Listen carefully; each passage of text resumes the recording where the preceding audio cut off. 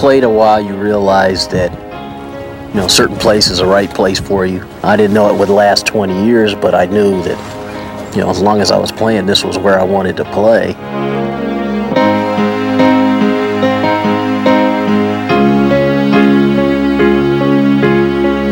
Once in a while, there's a being who stands all alone, so far away from the crowd, makes an impression like no other who has walked this earth, a soul embraced from all around. Of all the people I have seen in my inspired life, I wonder what it is that makes me idolize, what makes a legend exist eternally with time, a legend of radiating light. Is it something from above or something from within, or is it something that is learned through all the love of those who guided us to win?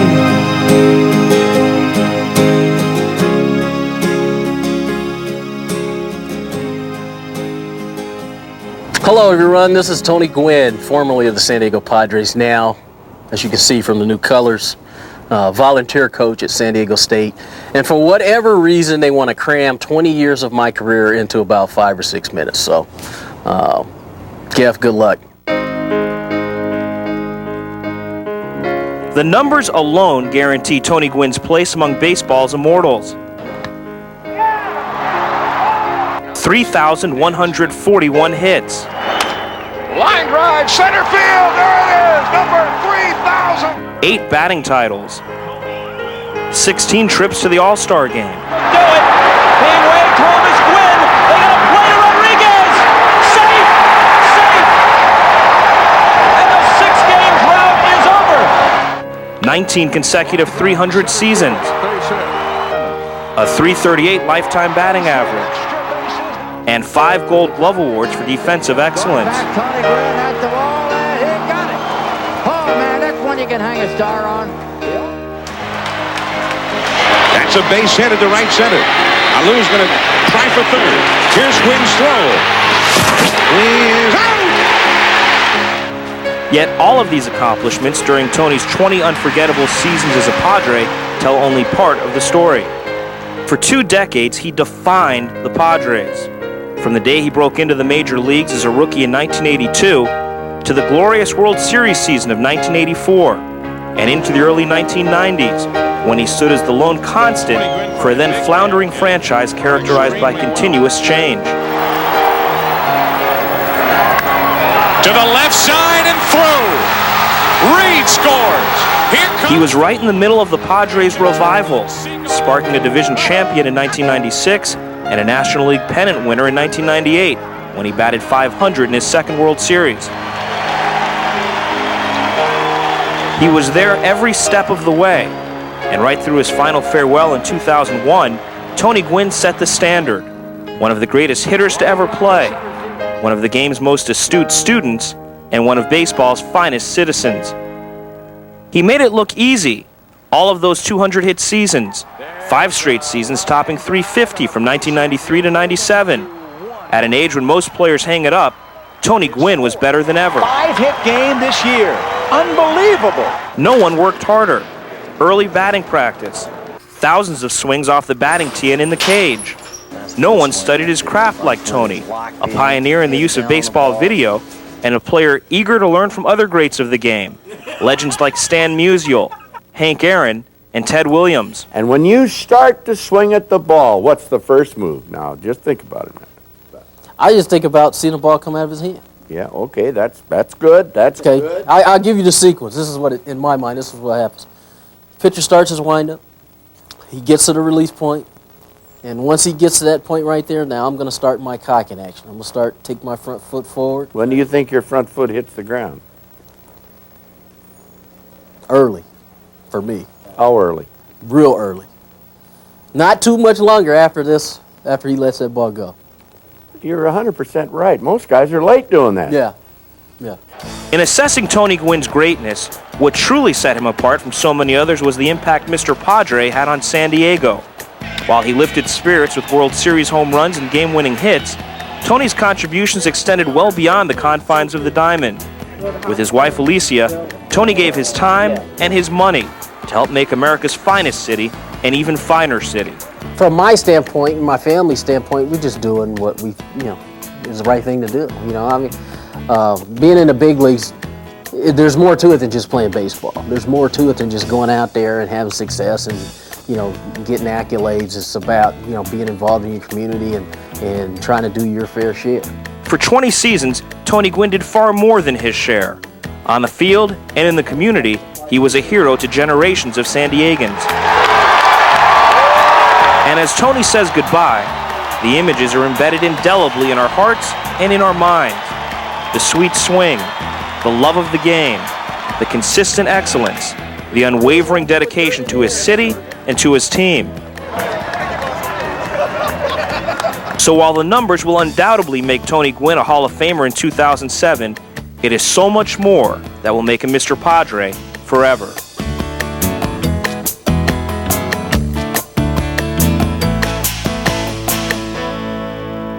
Nice job, Giff. I didn't think it could be done, but you did a nice job. People ask me all the time, what are my favorite moments? What moments in my career really stick out? Well, there were a few.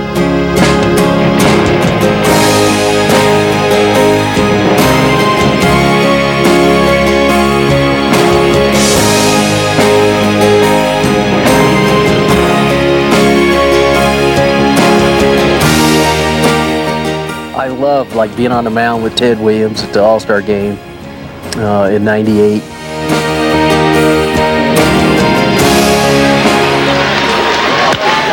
Driven to right center. That's in the gap. Finley will score easily. Caminiti is getting the way. Gagne's throw to the plate is cut, and it's a two-run double for Chris Gwynn, and the Padres have jumped on top 2-0. My brother getting a pinch hit that sends us to the playoffs. Being on the bench for that is a big thrill.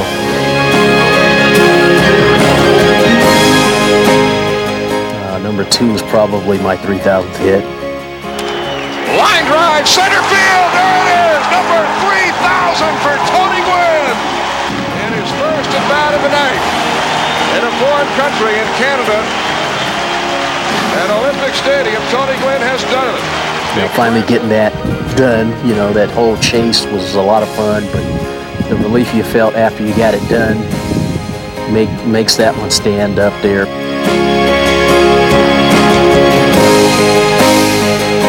Number 1 is hitting the home run in Yankee Stadium. That's still a big thrill. First game playing in Yankee Stadium, and I've waited 18 years to get a chance to see it on the inside, and so hitting the home run in Game 1 of the World Series is number 1. The home run is set up really by the first at bat of the night, and Kilvio Veras is on first, and I believe the count's 1-1, and I put the hit and run on. We're playing hit and run, and David Wells throws me a breaking ball, and it's down, and it's out over the plate, and I was kind of fooled on it, but I kept my hands back nice and just kind of served it in the left field. And, you see Jeter break in the cover second, and the ball's going right where he'd left from. And the thing that nobody saw or heard was David Wells dropping bombs on me because I hit a breaking ball out over the plate. And so I knew from that point on he was coming in. 1 on, 2 out. Tony Gwynn at the plate.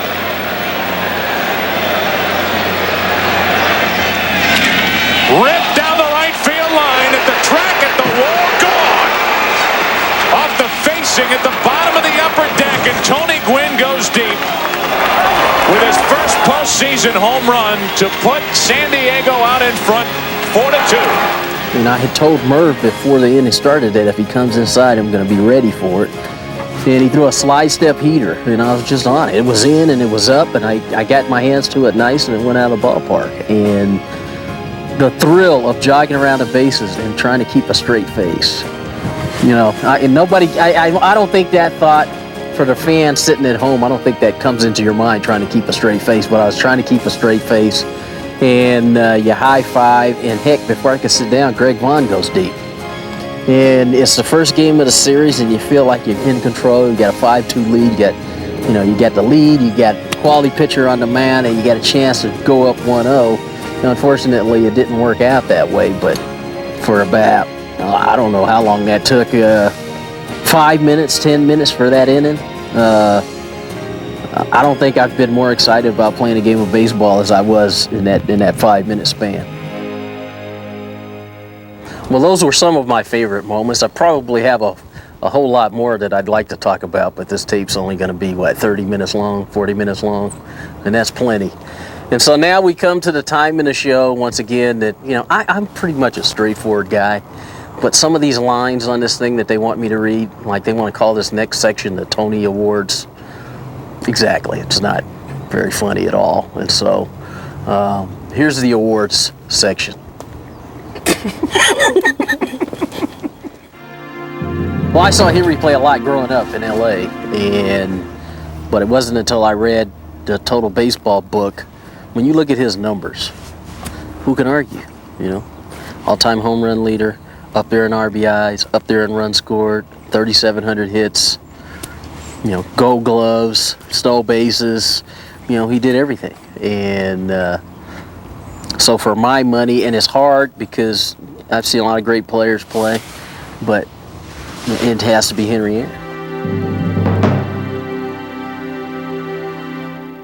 I've said for years Barry Bonds is the most complete player that I played against. Larry Walker would be a close second, but he just does everything really well, defends, once again, steals bases, hits for average, hits for power, drives into big runs, gets the big hits. In my 20 years, he was about as good as I saw. Unbelievable. I still say Nolan Ryan / Randy Johnson, Nolan from the right side, Randy from the left side. When they were on, you couldn't hit them. And, those two guys probably struck me out more than anybody I faced, and it wasn't fun facing them either. But still, it was the best,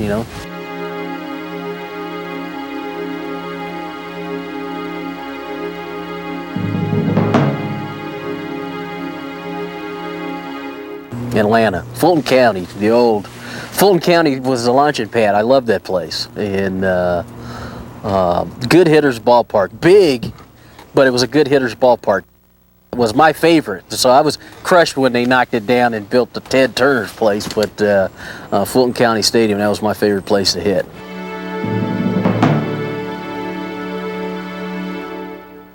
The first time you play at Wrigley, you think, oh, these fans are great. You go out, you take batting practice. Hey, young fella, how you doing? Hey, good luck to you. Hope your career and blah, blah, blah. And come game time, boom, it changes to these unruly, no good. They call you everything in the book. And but just as far as the atmosphere and staying in the game and trying to take you out of your game, Wrigley by far to me was the best. Says, man, don't you know who I am? I mean,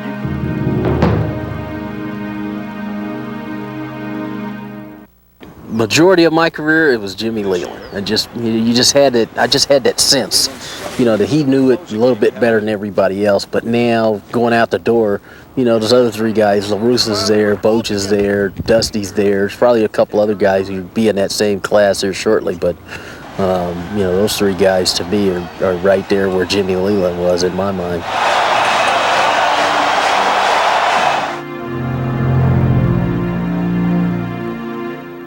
Vin Scully. I grew up with Vin Scully, and it was hard because he was, he does the Dodger games, and Padre Dodger, is not supposed to be, but Vin Scully was my favorite announcer growing up, and he's the only broadcaster I ever asked to sign a baseball for me, so I have that one in my trophy case, so that's a very special ball. Turk Wendell, when he first came up with the Cubs, had this thing where he chewed black licorice and then hopped over the mound and then went to the dugout, brushed his teeth, spit it all out, and then put it back in before he went to pitch again. And I to see that firsthand, You know, that was the weirdest one I saw. But that's how the game is. Sometimes guys are like that. You know, they don't believe that they're going to be able to have success unless they do certain things. But I can say this with certainty: it ain't gonna be like that here at State. No black licorice, no brushing your teeth in between innings. You know, if there was an award given for the best gift that I got after I announced my retirement, that would be very difficult because I got some really great gifts. And to me, the best part of all of that is not so much the gifts, it's the memories that were created on those particular days. Like in Milwaukee, having Davey Lopes give me a Harley Davidson jacket, I love that. And little did I know later on I would get a Harley Davidson to go along with it. And so a lot of the gifts were very special, and some of them you can't wear. You know, we had to put it in a trophy case, and like the belt buckle they gave me in Houston, that was class. And so I think Karen Slayton's going to help us out describing some of this stuff. So go ahead, Karen. Tony Gwynn remembers the first moment he realized 2001 would be his last season. And Tony Gwynn will pinch hit. And it was year 2000. We were in Cincinnati. And we're on AstroTurf, so Boch doesn't want to play me, you know. And I'm sitting on the bench, and it's tie game in the 10th inning. I'm leading off the 10th inning. I'm pinch hitting in the 10th inning. And Scott Williamson is pitching. And he's throwing cheese. He's throwing hard. And he throws a fastball in, and to this day, I still don't know how I got to it. And I hit it down the line for a double. The right field line, into the corner it goes, and that's in there. Tony Gwynn heading to second base with a double. And I'm rounded first, and I'm going into second, and I'm going as hard as I can go, and I'm not getting anywhere. Corey DeHaan will run for him as Tony limps off the field. And that night, I knew I needed surgery. He can't run, but he can still swing that bat. And it's kind of disgusting watching the way I tried to jog off the field that night. And I sat down on a bench, and Sonny Jaramillo, or the guy who was traveling with us to collect all this 3,000 hit stuff, I'm sitting next to him, and I said, you know what, Sonny, that might be the last hit I ever get right there. And he said, what are you talking about? I said, man, my knee is killing me. That might be it. And that was the moment where I decided I was going to have surgery. I was going to try to come back and play one more year, but it was going to be my last year. Tony kept that news a secret until word leaked out. That led to a press conference June 28th of 2001. Well, today I have to make it official, and this will be my last year playing with the Padres. I've had a great time. It's been a wonderful experience, but I'm not dying today. You know, I mean, people have been talking about like it's, you know, I have nothing else to offer. I've loved baseball. I've played this game for a long time, and I've had a ball, but it's just time to start thinking about doing something else. His announcement triggered honors at every road stop the rest of the season, beginning in Houston. Astros owner Drayton McClain is now on the field to present a couple of hometown Houston gifts to Tony Gwynn. The first is a custom-made sterling silver and gold belt buckle from the Max Lang Company. The buckle is inscribed with Tony's number 19 and reflects his 20 Major League seasons as a member of the San Diego Padres. The second is unique to Houston from our friends at the Johnson Space Center, featuring a Texas flag that has been flown in space on board the Space Shuttle Discovery. The special commemorative Tony Gwynn model bat signed by the entire 2001 Florida Marlins team. This bat was specially produced by Louisville Slugger just for this occasion.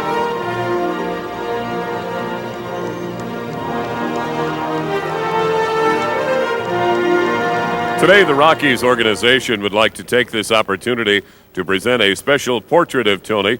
This portrait shows Tony in a pose we will never forget, putting the bat on the ball. In Arizona, the eventual World Series champs, many former teammates joined Tony on the field. In St. Louis, a gathering of Hall of Famers and Cardinal legends honored a future Hall of Famer. Bob Gibson, Lou Brock, Ozzie Smith, you know, Stan Musial would have been there, Red Shadings was there, you know, and as it turns out, Mark McGwire was there, and now he's decided he's going to retire. Jim Riggleman. In Los Angeles, it was another gathering of former Padres. At 3 o'clock in the afternoon, all by himself with only a batting practice pitcher, he would hit ball after ball after ball because he knew that God had blessed him with a certain amount of ability. And that if he worked hard and he kept practicing, and the repetition of hitting, which is the single most difficult skill in all of sports, that maybe one day he would be the best hitter in the game. And year after year, he has gone out, and nobody has been more consistent, nobody has been more dedicated, nobody has given back to this game more on and off the field than Tony Gwynn. And there's an old saying that he has been good for so long that he has become great. And it's my pleasure to say that not only was he a teammate, but also a friend. And for all of you, you have a chance to see now and have over the years one of the greatest players to ever play the game. The final road trip brought Tony to San Francisco. Tony, how does it feel to be on your last road trip?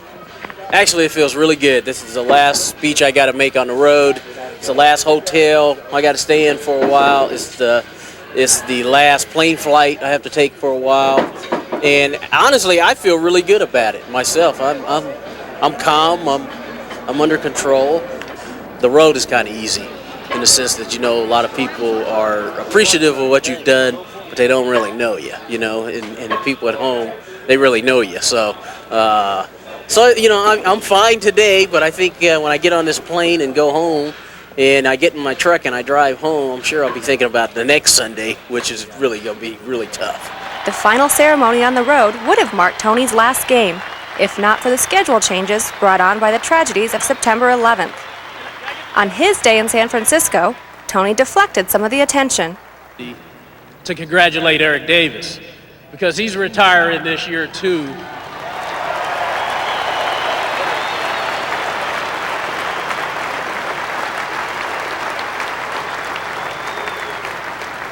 And this man has had one heck of a career, and there are a lot of other guys in this game who've had heck of careers too and don't get to go through what Cal and I get to go through. So, Eric, you've had a wonderful career, and good luck to you.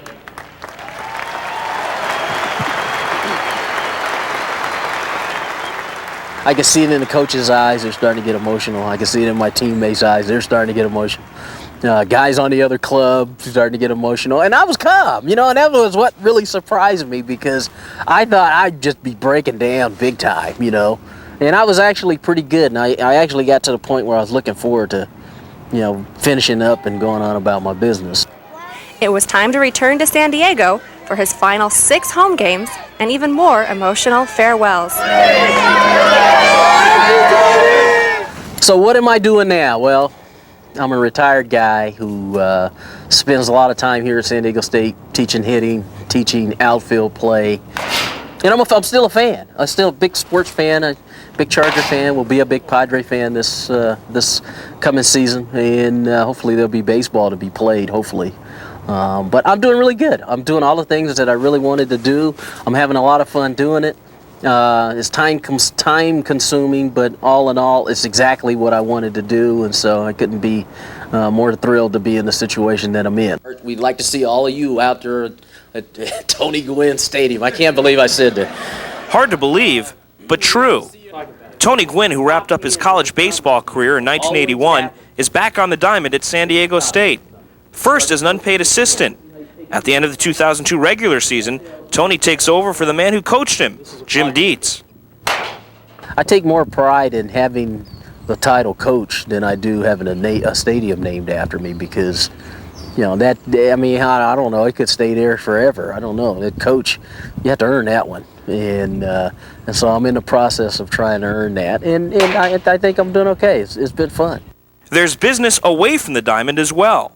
Tony and his wife Alicia are involved in opening Church's chicken franchises. One opened in Bakersfield, and we have another one to open up there, and then our first one here, and then one in Oceanside. And yeah, it is aggressive.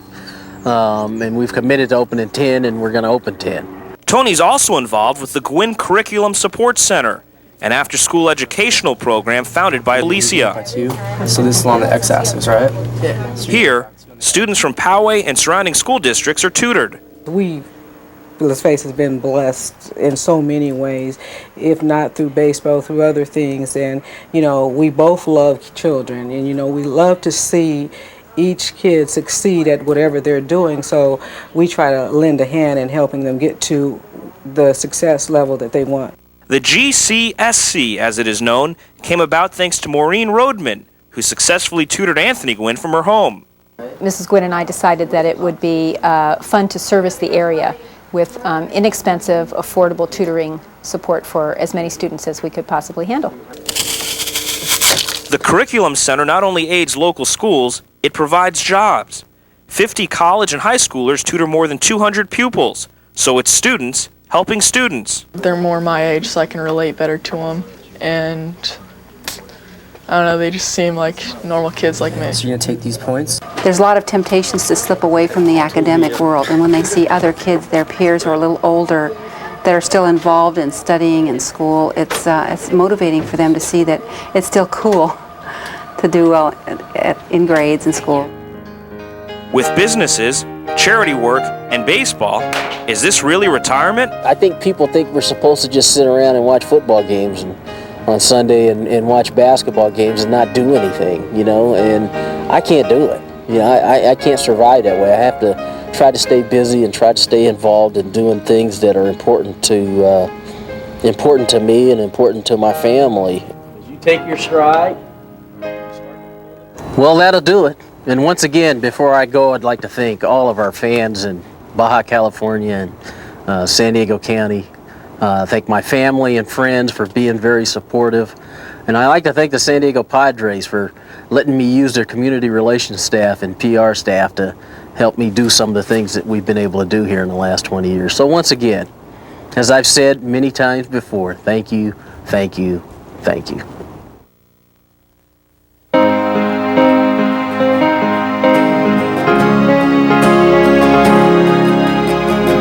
Throughout these years, I've watched you grow,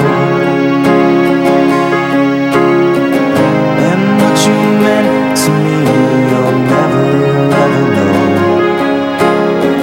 Time after time, you lifted all our lives with all the heart that one could show. And now that you've become an idol to us all, let us know just how you stand while all the others fall. What makes a legend exist eternally with time? A legend of captivating life. Is it something from above or something from within, or is it something that is learned through all the love of those who guided us? A legend. How did you rise so high? What makes a legend?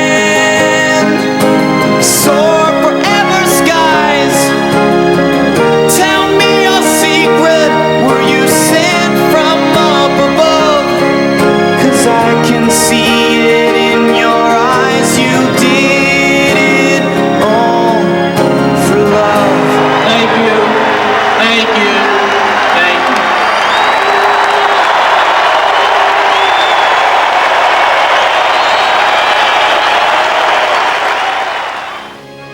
You know, you were always a San Diego icon, and you always will be. I was a fan of yours when I was a kid, if that dates you, but it was an honor competing against you. You're truly a professional, and I hope the fans of San Diego appreciate what they had over the last 2 decades. Good luck to you. And as a manager, I'm thankful for so many things you did for me, not just the clutch hits and the great play, but what you did in the clubhouse and the leadership that you provided. Congratulations. It's been great. We got a chance to watch you play, be on the same field. It was an honor. Enjoy life after baseball, but you got to come visit because, you know, guys like us still want you to come around and say hi to us because we are going to miss you. When I think of you, I think of how easy you made hitting look. I wish that I had a chance to see it more in person, but I'm very thankful for the small times that I did get a chance to see that. You made a tremendous mark on baseball. You should be proud of that.